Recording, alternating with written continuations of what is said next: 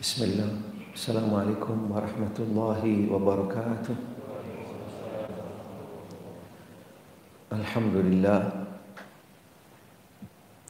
Alhamdulillahi bini'matihi tatimmus salihat. Wassalatu wassalamu ala nabiyyina Muhammad wa ala alihi wa ashabihi wa man tabi'ahum bi ihsanin ila yaumiddin, amma ba'd.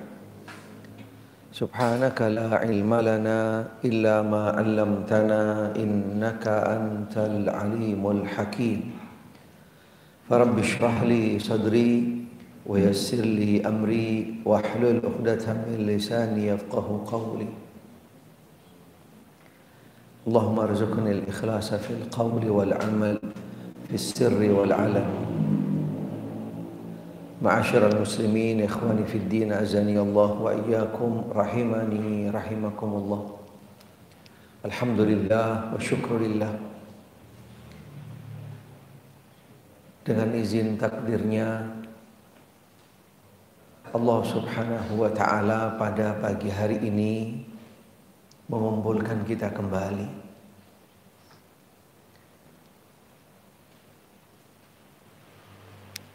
di dalam majelis al-ilmu, majelis yang di dalamnya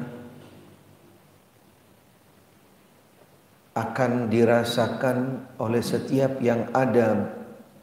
yang berada di dalam majelis tersebut as-sakinah,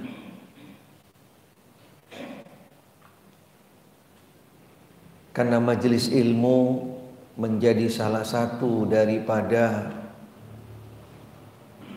sebab-sebab mengantarkan seseorang mendapatkan ketenangan, mendapatkan ketentraman, menjadi obat, sehingga orang-orang yang berada dan yang sampai ke majelis ilmu pastinya adalah orang-orang yang memang Allah takdirkan dan Allah pilih untuk berada di dalam majelis tersebut.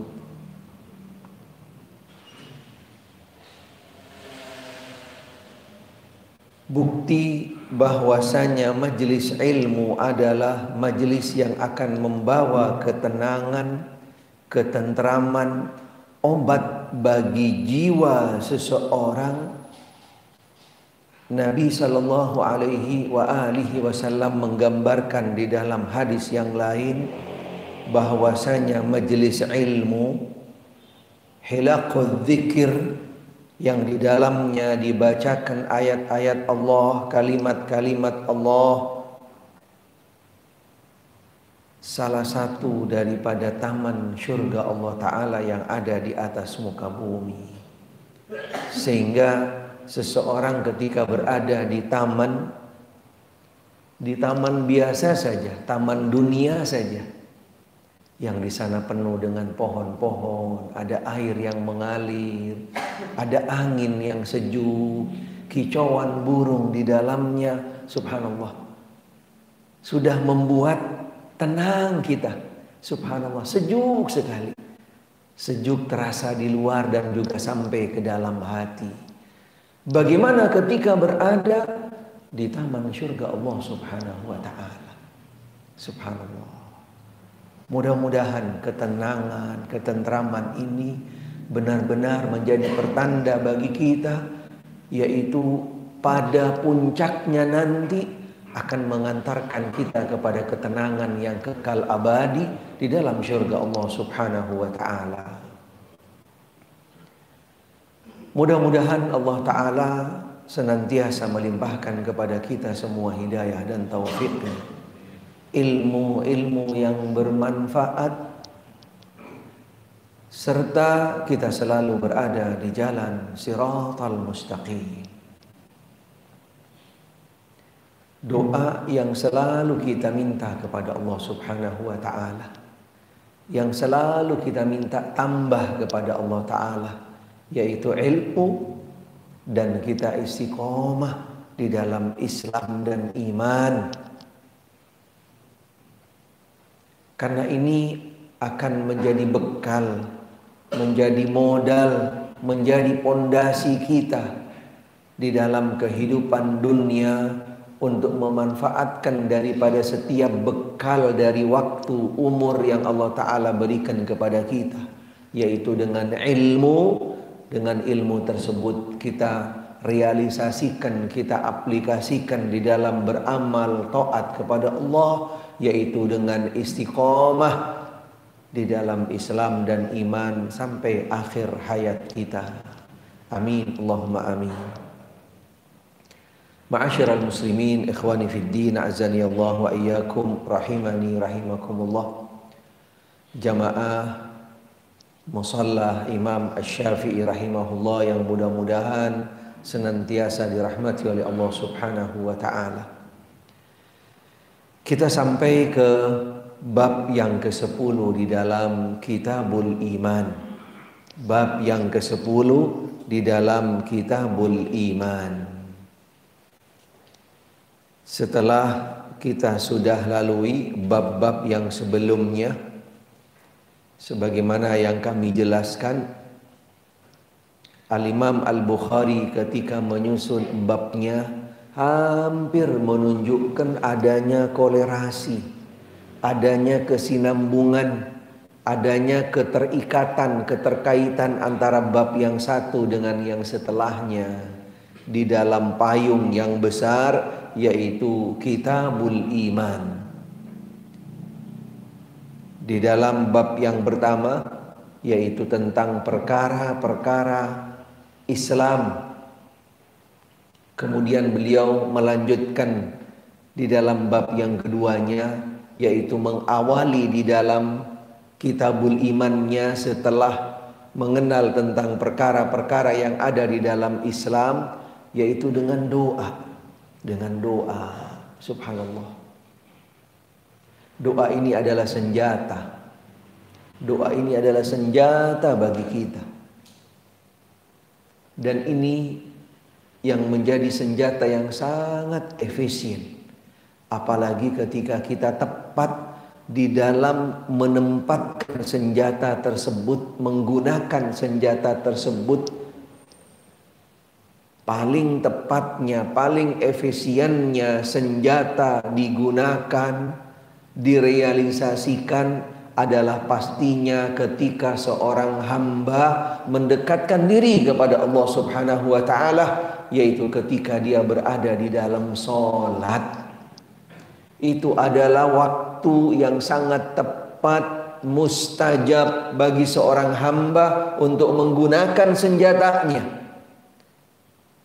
Selain di tempat-tempat dan juga di dalam waktu-waktu mustajab yang lainnya, tapi pastinya tidak ada yang melebihi, mengungguli daripada yaitu ketika sholat. Karena seorang hamba mendekatkan diri kepada Allah, merendahkan diri di hadapan Allah, menunjukkan ketundukan kepada Allah Subhanahu wa ta'ala. Di sanalah waktu yang sangat mustajab, yang sangat tepat bagi setiap dari kita untuk memanfaatkan waktunya, yaitu untuk berdoa kepada Allah. Sehingga mohon maaf, ketika sholat jangan buru-buru. Ketika sholat jangan buru-buru. Apalagi ketika kita sholatnya sendirian. Sholat berjamaah saja, ketika kita memang di tempat, di musola yang sudah biasa memberikan porsi lebih di dalam waktu sholat, jangan disia-siakan. Manfaatkan waktu tersebut. Karena waktu berada di dalam sholat adalah waktu kita untuk munajah, untuk mendekatkan diri, untuk mohon minta kepada Allah Subhanahu wa ta'ala. Dipertanyakan ketika seorang hamba dia itu tidak butuh untuk berdoa kepada Allah, tidak minta sesuatu kepada Allah. Bahkan Allah menyatakan ini tandanya orang yang sombong, orang yang nampaknya tidak butuh kepada Allah. Sehingga Allah mengingatkan, alladzina yastakbiruna an ibadati. Subhanallah, Allah mengingatkan dengan peringatan yang keras orang-orang yang sombong daripada beribadah, yaitu berdoa minta kepada aku, dia akan masuk ke dalam api neraka. Na'udzubillah min dzalik. Karena siapapun dari kita adalah hamba yang fakir, hamba yang lemah, yang butuh kepada Allah Subhanahu wa taala. Kemudian yang berikutnya Imam Al-Bukhari membawakan bab perkara iman. Kemudian seorang muslim yang sejati adalah seorang muslim yang bisa menjaga daripada lisan dan tangannya terhadap gangguan muslim yang lain. Kemudian Al-Imam Al-Bukhari membawakan bab Islam yang mana yang paling utama. Kemudian beliau menjelaskan tentang realisasi bukti daripada keislaman seseorang. Yang utama adalah peduli terhadap sesama dengan membantu, yaitu berbagi makanan. Kemudian cinta antar sesama sama seperti cinta terhadap dirinya. Kemudian yaitu cinta Rasul. Dan yang kemarin yang sudah kita lalui yaitu manisnya iman. Bagaimana manisnya? Manisnya iman. Pada pagi hari ini kami akan lanjutkan, yaitu setelah kita mengenal tentang bagaimana manisnya iman, lezatnya iman kepada Allah Subhanahu wa taala dan Rasulnya, serta di dalamnya yaitu ada 3 perkara yang menunjukkan adanya manis iman, manisnya iman pada hati seseorang. Mendahulukan Allah dan Rasulnya di atas kecintaan kepada siapapun dan segalanya. Kemudian cinta atas sesama, dan cinta itu tidak ada dorongan kecuali cinta karena Allah. Kemudian yang ketiga, dia itu tidak suka, benci, akan kembali kepada kekufuran, sama seperti seseorang yang tidak suka akan dijerumuskan ke dalam api neraka. Yang ke-11 di dalam bab ini adalah tentang cinta terhadap sahabat.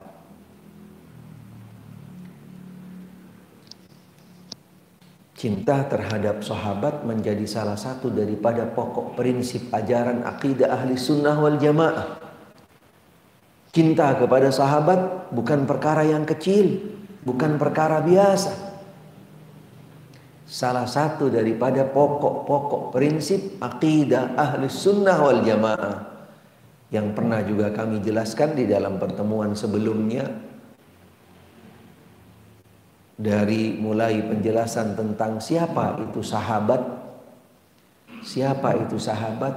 dan juga apa tingkatan-tingkatan kriteria daripada as-sahabah yang paling tinggi sampai kepada sahabat yang secara umum sudah pernah kami jelaskan. Pada poin di sini yang ke-10, bab alamatul imani hubbul ansar.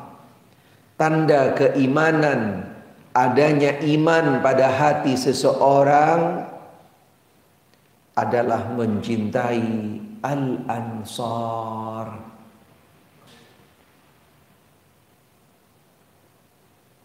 Ansar depannya nggak pakai awal-awalan lagi, jangan salah, nggak ada huruf depannya ansar. Paham? Di sini al-ansar maksudnya adalah sahabat Nabi yang tinggal di Madinah, Al-Imam Al-Bukhari rahimahullah kemudian menyebutkan bagian cinta yang harus disediakan oleh seorang mukmin, yaitu mencintai al-ansar. Subhanallah. Yang merupakan para sahabat Nabi. Ini dia definisi ansar. Para sahabat Nabi sallallahu alaihi wasallam yang tinggal di Madinah,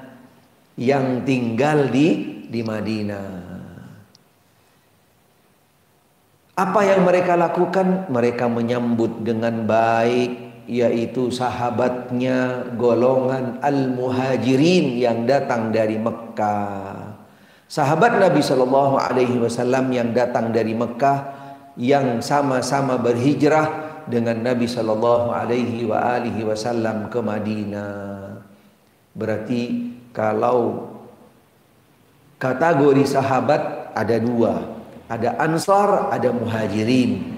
Kalau penduduk Madinah juga mayoritas yang yaitu yang mendukung Nabi Shallallahu Alaihi Wasallam ada dari komunitas Aus dan Khazraj. Tapi kalau umat Muhammad Shallallahu Alaihi Wasallam yang diberi gelar label sebagai khairul ummah, ada dua bagian juga yang menjadi umat Nabi Shallallahu Alaihi Wasallam, sahabat dan ahlul bait.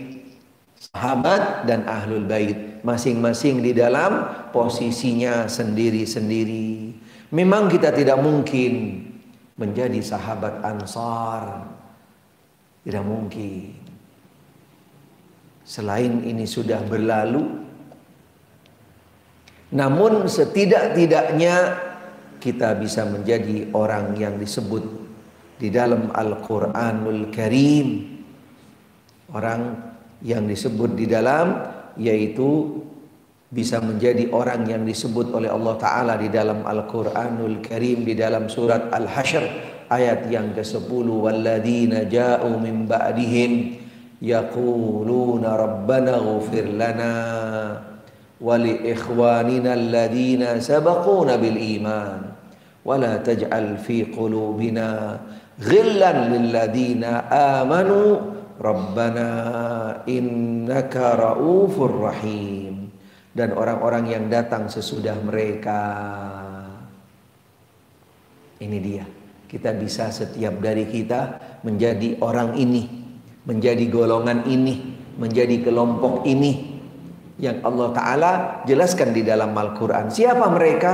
Yang datang sesudah Muhajirin dan Ansar, yaitu orang-orang yang mendoakan buat mereka. Walladzina ja'u min ba'dihim yaqulun rabbana ighfir lana wa li ikhwanina alladhina sabaquna bil iman wa la taj'al fi qulubina ghillan lil ladzina amanu rabbana innaka raufur rahim. Kita menjadi orang-orang yang selalu mendoakan mereka, mendoakan daripada yaitu orang-orang yang terdahulu, generasi awal, orang-orang yang menjadi teladan di dalam masuk Islam, membela Rasul, mendukung Rasul, mengorbankan jiwa raganya, hartanya, apapun semuanya yang mereka miliki untuk Rasul, untuk dakwahnya Rasul, untuk agamanya Rasulullah sallallahu alaihi wasallam.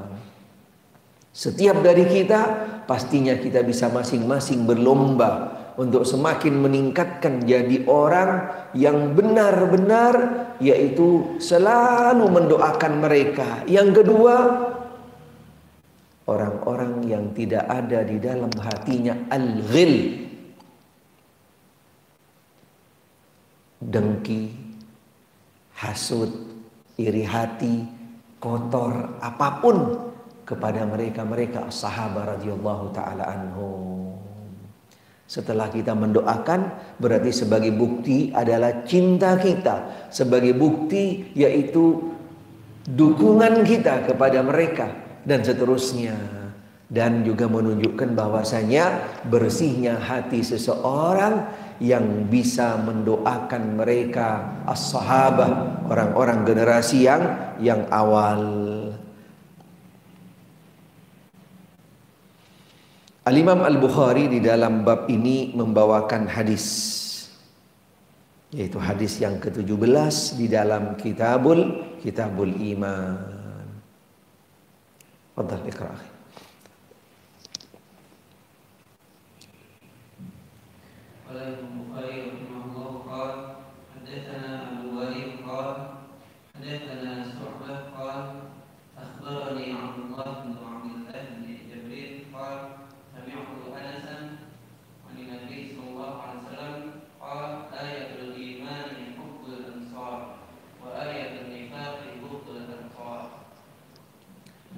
Al-Imam Al-Bukhari rahimahullah di dalam bab ini yang berkaitan dengan yaitu mencintai Al-Ansar,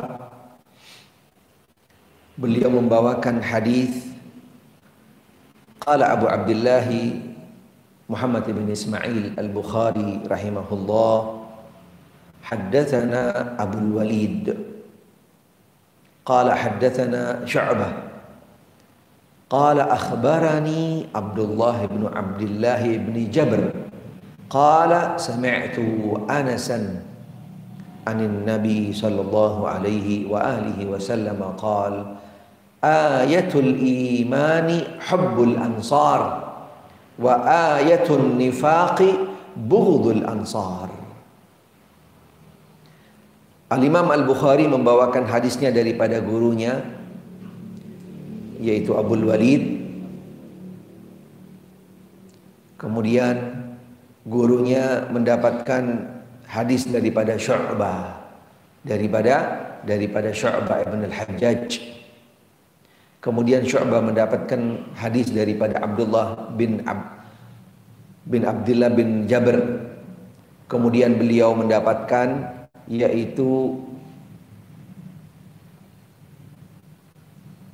hadisnya Abdullah di sini dari murid Anas ibn Malik, daripada Anas ibn Malik. Dan mereka semuanya adalah ahlul Madinah.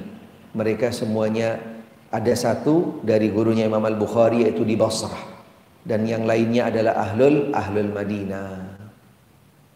Hadis ini sebagai barometer daripada ukuran keimanan seseorang. Apakah di dalam hatinya terdapat rasa kecintaan kepada sahabat Ansor dan juga seluruh sahabat Nabi SAW? Ada barometer keimanan. Seperti yang kami jelaskan tadi, menjadi pokok-pokok prinsip keimanan seseorang. Salah satu daripada yaitu dasar-dasar yang prinsip di dalam akidah ahli sunnah. Hadis ini sebagai tolak ukur, sebagai barometer daripada nilai keimanan seseorang, yaitu ketika ada rasa cinta mereka kepada sahabat Nabi SAW secara umum, Al-Ansar dan juga Al-Muhajirin. Ataukah justru sebaliknya, ia memendam kebencian kepada sahabat Nabi SAW.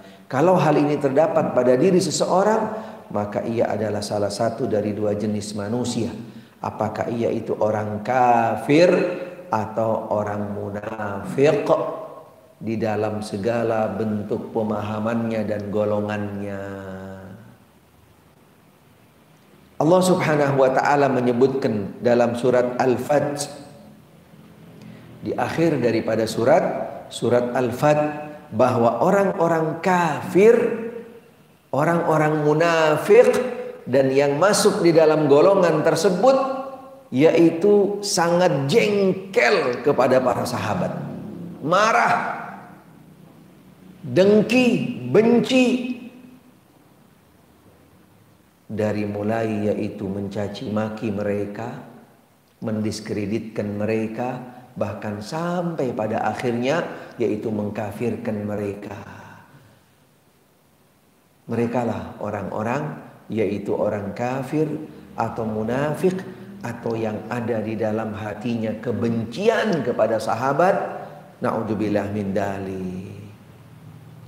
Allah Ta'ala berfirman di akhir surat Al-Fath, Muhammadur Rasulullah walladzina ma'ahu asyidda'u 'alal kuffar ruhama'u bainahum tarahum ruk'an sujada yabtaghuna fadlan minallahi wa ridwana simahum fi wujuhihim min atharis sujud dzalika mathaluhum fit tawrati wa mathaluhum fil injil kazar'in akhraja syat'ah fa'azarahu fastaghlaba fastawa ala suqih yu'jibu az-zurra'a liyaghidha bihimul kuffar wa'adallahu alladhina amanu wa 'amilus salihati minhum maghfiratan wa ajran 'azima. Muhammad adalah utusan Allah dan orang-orang yang bersama dengan dia adalah orang-orang yang keras, tegas terhadap orang-orang kafir. Keras dalam artian di sini tegas. Keras bukan yaitu hanya sekedar emosional yang tidak terarah, diekspresikannya dengan jalur yang tidak tepat dan seterusnya. Tegas terhadap orang-orang kafir, tetapi mereka kasih sayang antar sesama mereka. Ini menjelaskan kriteria keimanan mereka, as-sahabah, orang-orang yang bersama Rasul. Masa iya orang yang bersama Rasul, orang-orang yang tidak punya kriteria qualified, kriteria yang unggul, kriteria yang istimewa? Tidak mungkin. Karena Allah sudah memberikan yaitu sebuah skenario di dalam rangkaian yang sangat luar biasa. Di luar daripada nalar akal manusia, dan juga tidak mungkin disamakan dengan siapapun daripada manusia-manusia yang ada di atas muka bumi. Dari mulai pertama memilih benih Rasulullah Sallallahu Alaihi Wasallam, dipersiapkan, di dalam riwayat dikatakan dipersiapkan benih tersebut di dalam benih yang khusus, dan dititipkan benih itu dari generasi ke generasi yang mulia, daripada orang-orang yang bersih juga, termasuk orang-orang yang ada di sekitar Nabi Sallallahu Alaihi Wasallam adalah orang-orang pilihan, orang-orang istimewa. Subhanallah. Itulah mereka khairul ummah, sebaik-baik umat. Sehingga kriterianya mereka pun juga adalah orang-orang yang istimewa, orang yang tegas di dalam menjalankan agama, orang-orang yang istiqomah di dalam menjalankan perintah Allah dan Rasulnya, ketundukannya kepada Allah dan Rasulnya, apalagi kecintaannya kepada Nabi Shallallahu Alaihi Wasallam. Tidak ada yang bisa menandingi nilai keimanan yang ada pada mereka. Tidak ada yang bisa mengungguli. Kamu bisa lihat mereka bagaimana ibadahnya, rukuknya, sujudnya di dalam mencari karunia Allah. Ini kriteria-kriteria yang menunjukkan kepada mereka adalah orang istimewa. Tetapi tetap, jangankan sahabat, Nabi saja tidak mengeluarkan daripada kriteria beliau sebagai manusia biasa. Apalagi sahabat. Nabi aja masih manusia biasa, apalagi sahabat.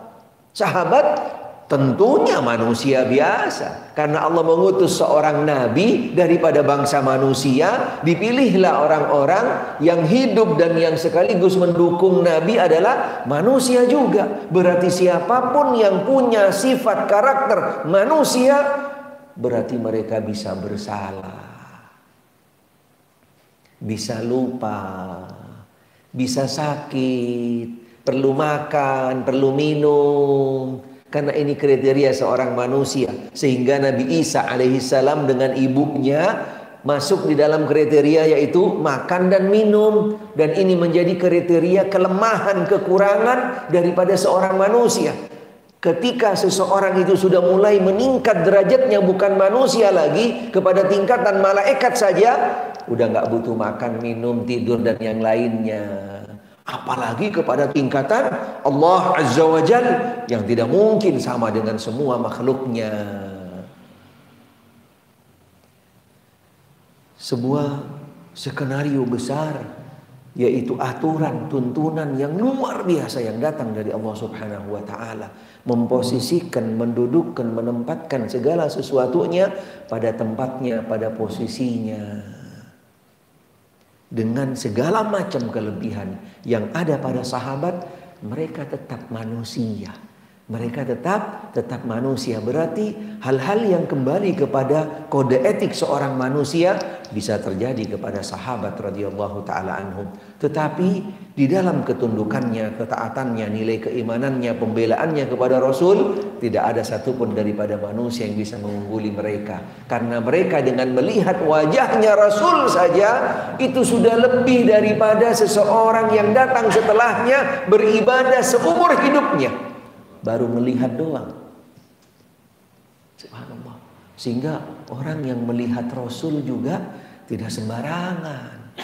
Baik yang melihat di masa hidupnya dan juga ketika melihat di dalam mimpinya. Subhanallah. Gak sembarangan. Tidak semua orang bisa melihat Rasul. Sallallahu alaihi wa alihi wasallam. Tidak semuanya. Dan sekaligus orang ketika diberikan anugerah oleh Allah Ta'ala bisa melihat Rasul, dia akan simpan. Dia akan tutupin. Suatu kebanggaan, penghargaan dari Allah. Jangan sampai dibuka ke orang banyak. Melihat Rasul tidak mudah. Bagaimana akan bisa melihat Rasul baru namanya aja nggak kenal? Subhanallah, mustahil. Wallahi, saya berani sumpah.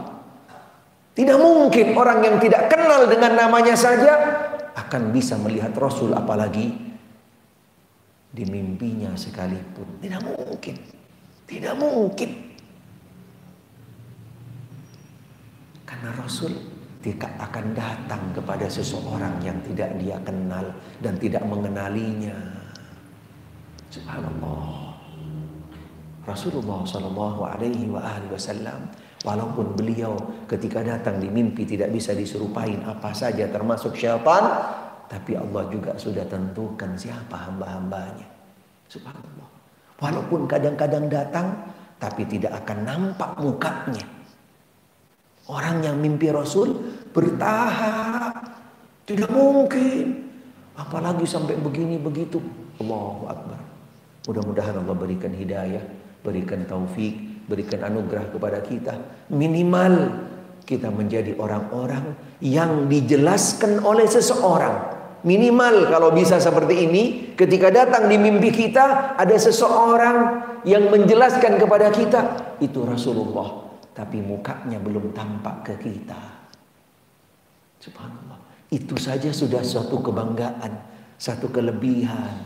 Apalagi bisa melihat langsung mukanya Rasul Sallallahu Alaihi Wasallam di dalam mimpi. Apalagi, ya Allah, Allahumma amin.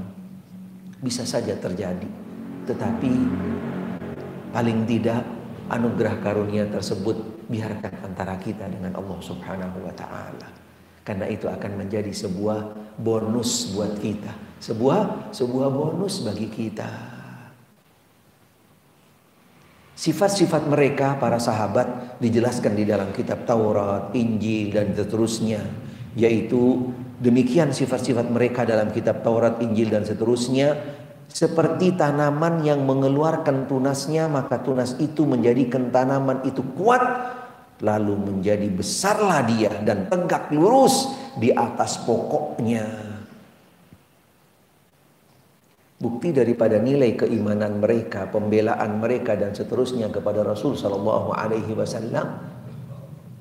Sebelum mereka datang sudah dijelaskan di dalam kitab Taurat, di dalam kitab Injil tentang orang-orang yang ada di sekitar Rasulullah Sallallahu Alaihi Wasallam. Berarti semuanya sudah ada skenarionya, diatur siapa mereka itu, orang-orang pilihan tersebut.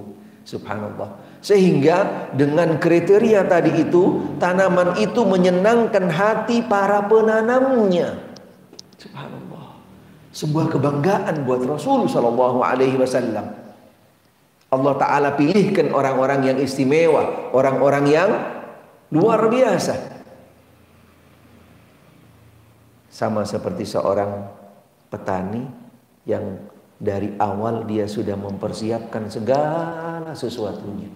Dia pilih tanah yang tepat, dia kelola tanah itu, dipersiapkan untuk nanti ditanamkan benih. Kemudian dia cari benih yang bagus, beras yang nantinya akan yaitu tumbuh atau tumbuhan pohon yang benar-benar akan luar biasa tumbuhnya, kuat dan banyak memberikan manfaat. Tujuannya tidak lain dan tidak bukan Allah Subhanahu wa Ta'ala memilih tadi, pilihan orang-orang istimewa tadi itu tujuannya adalah karena Allah hendak menjengkelkan hati orang-orang kafir dengan kekuatan, kelebihan, keutamaan yang ada pada orang-orang di sekitar Rasul Sallallahu Alaihi Wasallam. Adapun orang munafik, Allah sebutkan sifat mereka di dalam surat Al-Baqarah ayat yang ke-13. Ketika diperintahkan untuk beriman sebagaimana keimanan para sahabat, ini dia. Wa idza qila lahum aminu kama amanan nas. Ya Allah, perintah Allah. Ketika Allah perintahkan kepada mereka untuk beriman seperti imannya, yaitu manusia-manusia, as-sahaba, orang pilihan, orang istimewa yang ada di sekitar Rasul. Subhanallah, walaupun mereka di dalam kehidupan sosialnya adalah orang rendahan, para budak mayoritas, orang-orang biasa saja. Pada waktu itu yang awal hanya Abu Bakar, orang yang cukup istilahnya intelek atau orang beradah, yang lainnya semuanya adalah orang-orang rendahan, budak, orang kasar, orang kecil, orang-orang yang mungkin bukan pemuka, tokoh masyarakat, tidak ada. Sehingga ketika diajak untuk beriman seperti imannya mereka, qalu anu'minu kama amanas sufaha.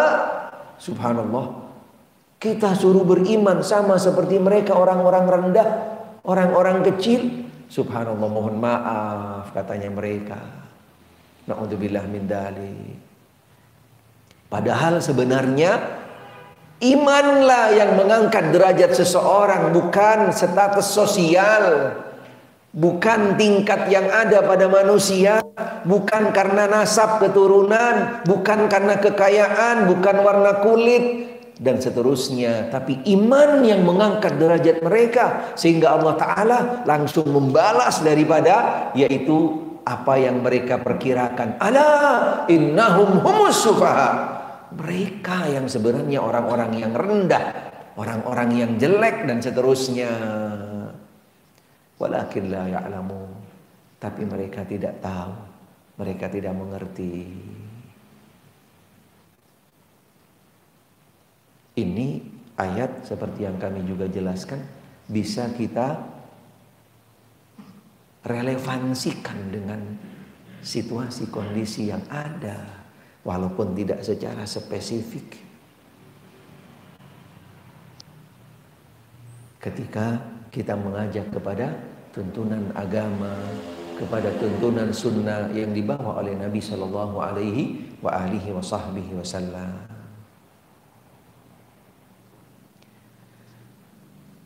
Penjelasan yang pertama tadi tentang hadis tadi sebagai barometer keimanan seseorang di dalam, yaitu mencintai sahabat.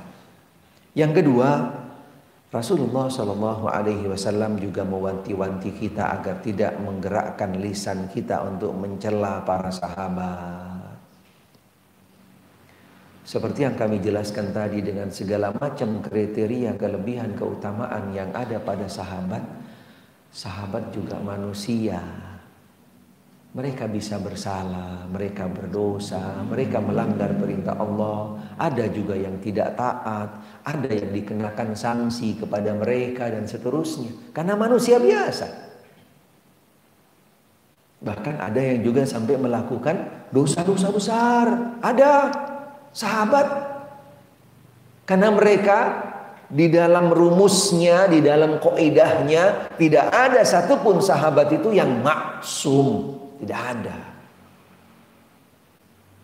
Bisa bersalah, bisa berdosa, bisa jatuh kepada kesalahan. Dari mulai kesalahan-kesalahan yang biasa-biasa sampai kepada dosa yang besar. Ada beberapa sahabat. Karena mereka manusia. Tapi jangan lupa, kelebihan keutamaan yang ada pada mereka bisa mengungguli daripada semua kesalahan yang ada pada mereka. Sebesar apapun dosa yang mereka jatuh di dalamnya. Seperti yang kami kasih contoh saja, mereka bisa melihat muka Rasul saja, itu sudah anugerah, itu karunia, itu akan bisa berdampak sebuah pahala besar bagi mereka. Dan sebuah obsesi yang besar yang diinginkan oleh setiap generasi yang datang setelahnya. Pengen ngelihat muka Rasul Sallallahu Alaihi Wasallam, walaupun mereka berdosa, tapi dengan melihatnya Rasul, mereka dalam keadaan iman kepada Allah dan juga iman kepada Rasulnya, adalah sebuah anugerah yang tidak bernilai, yang tidak bisa dinilai dengan bentuk apapun yang datang setelahnya. Allahu Akbar. Bahkan Rasul memberikan keistimewaan kepada beberapa generasi sahabat khususnya beberapa sahabat yang ikut di dalam peperangan Badar. Allahu Akbar. Perang Badar adalah perang yang terbesar yang pertama, yang juga menjadi sebuah anugerah yang besar bagi para sahabat yang ikut di dalamnya. Apapun kesalahan yang mereka lakukan, sahabat-sahabat yang ikut perang Badar mendapatkan toleransi dari Rasul sallallahu alaihi wasallam. Salah satunya terjadi kepada salah seorang sahabat yang diceritakan di dalam hadis sahih,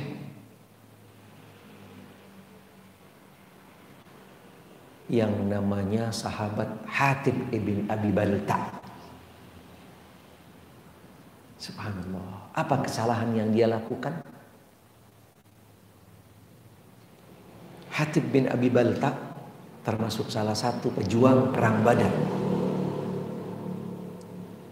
Di dalam strategi perang yang akan dipersiapkan oleh Rasul Shallallahu Alaihi Wasallam dengan para sahabatnya untuk perang-perang yang berikutnya, yaitu pada akhirnya nanti akan kembali membuka atau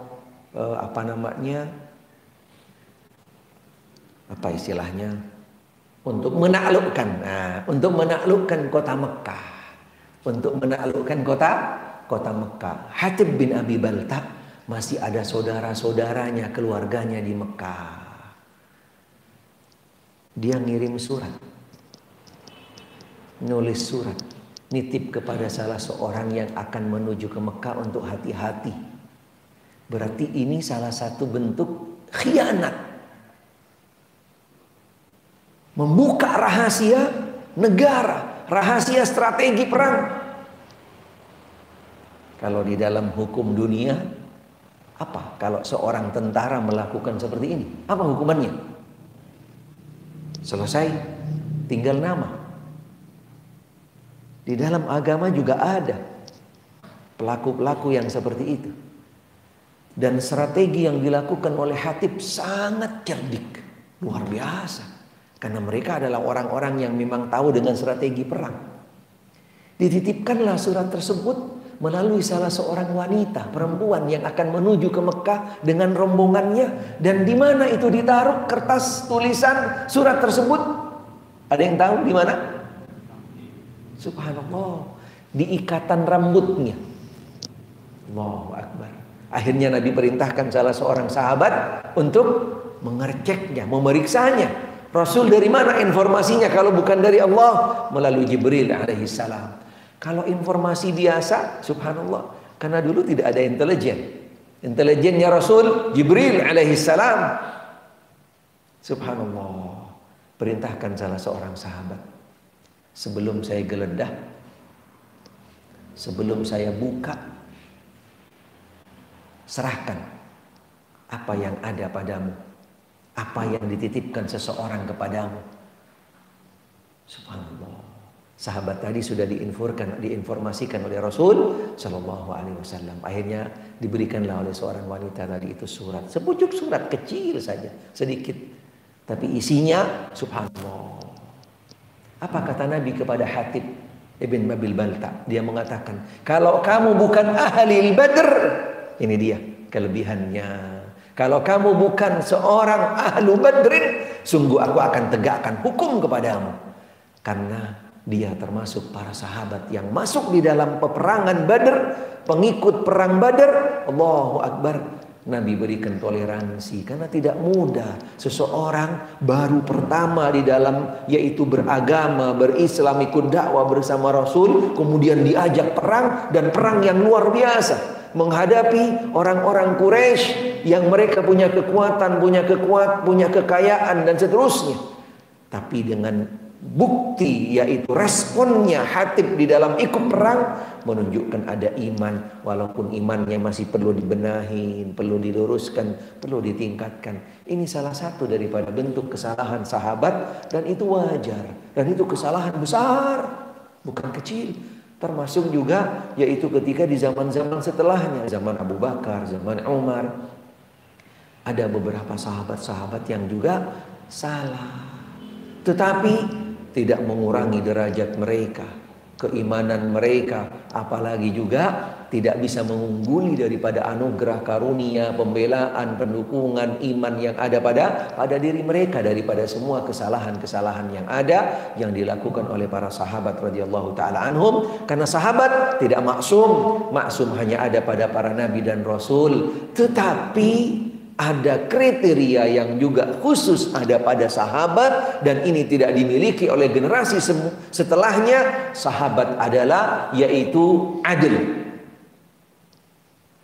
Adil dalam bahasa ilmu riwayah, sahabat itu adlun dalam artian dia itu adalah orang-orang yang jujur di dalam menyampaikan riwayat yang didengar dari Rasul Shallallahu Alaihi Wasallam, sehingga setiap riwayat yang datang dari sahabat dan riwayat itu sahihah pasti benar, sehingga sahabat tidak punya kedudukan kriteria berbeda dengan generasi yang setelahnya.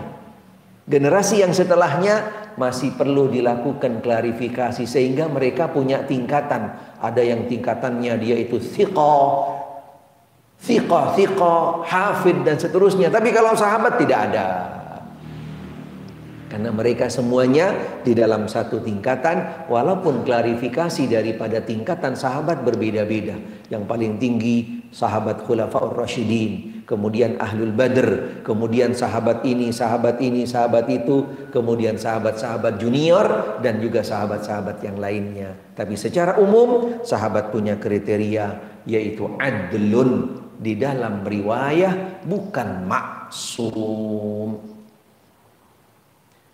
Nabi Shallallahu Alaihi Wasallam mengingatkan untuk tidak yaitu lisan-lisan kita menggerakkan mencela para sahabat Nabi tanpa terkecuali. Imam Abu Dawud di dalam sunannya dan juga Imam Ibnu Majah di dalam sunannya serta imam-imam yang lainnya dengan sanad yang sahih, sebagaimana dikatakan oleh Syekh Albani mengeluarkan hadis sabda Nabi sallallahu alaihi wa alihi wasallam, la tasubbu ashabi fa walladhi nafsi biyadihi law anna ahadukum anfaqa mithla uhudin dhahaba ma adraka mudda ahadihim wala nasifa. Nabi sallallahu alaihi wasallam bersabda, janganlah kalian mencela para sahabatku. Tilka ummatun qad khalat laha ma kasabat walakum ma kasabtum. Para sahabat dengan segala kelebihan, keutamaan, keistimewaannya, mereka pun juga bisa salah, tapi mereka adalah umat-umat pilihan, orang-orang pilihan yang semuanya Allah Ta'ala berikan anugerah karunia kepada mereka, sehingga Nabi mengatakan jangan sampai mencela mereka. Apapun yang terjadi di antara para sahabat satu dengan yang lainnya, kita diam. Kita bukan posisinya untuk yaitu meluruskan, apalagi sampai membela ini, menyalahkan ini. Itu bukan kelasnya kita, bukan derajat kita, bukan tingkat kita.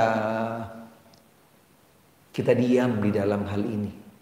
Kita semua mengembalikannya kepada yaitu keutamaan, kelebihan yang ada pada mereka. Sehingga Nabi mengatakan jangan mencela para sahabat. Sesungguhnya demi Allah, demi zat jiwaku yang berada di tangannya, sekiranya kalian menginfakkan emas, bayangkan, menginfakkan emas, sesuatu yang paling berharga, sebesar gunung Uhud yang lebarnya 1 meter, panjangnya 6 meter, emas diinfakkan, belum bisa menyamai infaknya para sahabat, walaupun mereka itu cuma infaknya 6 on.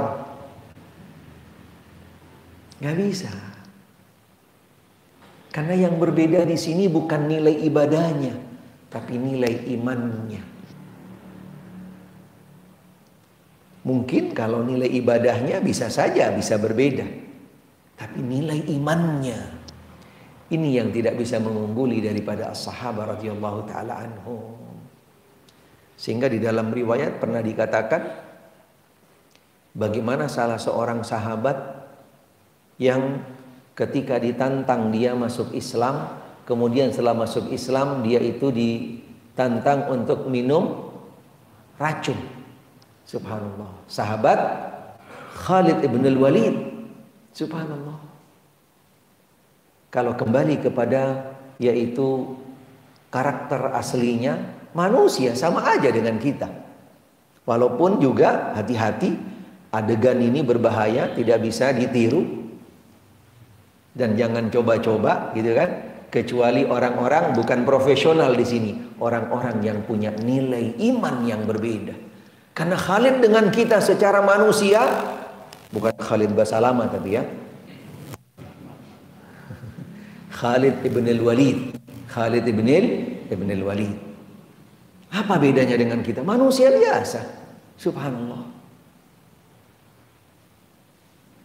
Mengucapkan 2 kalimat syahadat, makan juga makan, tidur, berkeluarga, punya keturunan sama. Subhanallah. Tenggorokan juga sama.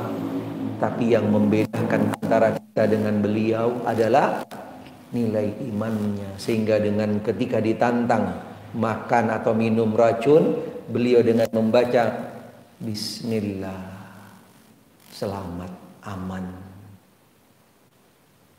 Ya Allah. Kalau kita jangan coba-coba. Jangan coba-coba. Subhanallah. Tidak mungkin siapapun daripada manusia yang datang setelah mereka radhiyallahu taala anhum untuk bisa mengungguli keimanan mereka.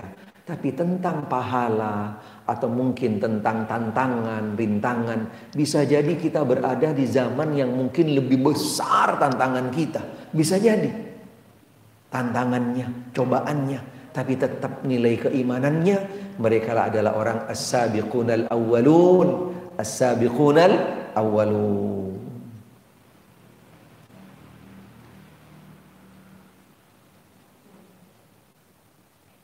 Kemudian bab yang berikutnya, jika ini udah mau jam 6, insya Allah cukup apa yang kami sampaikan. Mudah-mudahan bisa memberikan motivasi, gambaran buat kita dan juga bisa menjadi panduan ilmu yang bermanfaat, khususnya buat diri kami dan juga buat jamaah sekalian. Sebelum kami tutup, mungkin ada yang perlu didiskusikan, ada yang diluruskan, mau dipertanyakan, falyatafaddal.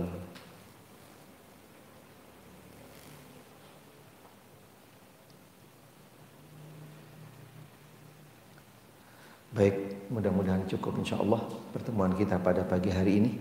Yang benar datangnya dari Allah Subhanahu wa taala, yang salah dari diri kami. Mudah-mudahan Allah taala memaafkan kami dan akhirnya kita tutup dengan doa kafaratul majlis. Subhanakallahumma bihamdik, asyhadu an la ilaha illa anta astaghfiruka wa atubu ilaik. Wassallallahu wasallam ala Muhammad wa alihi wa sahbihi wasallam. Walhamdulillahi rabbil alamin. Wassalamualaikum warahmatullahi wabarakatuh.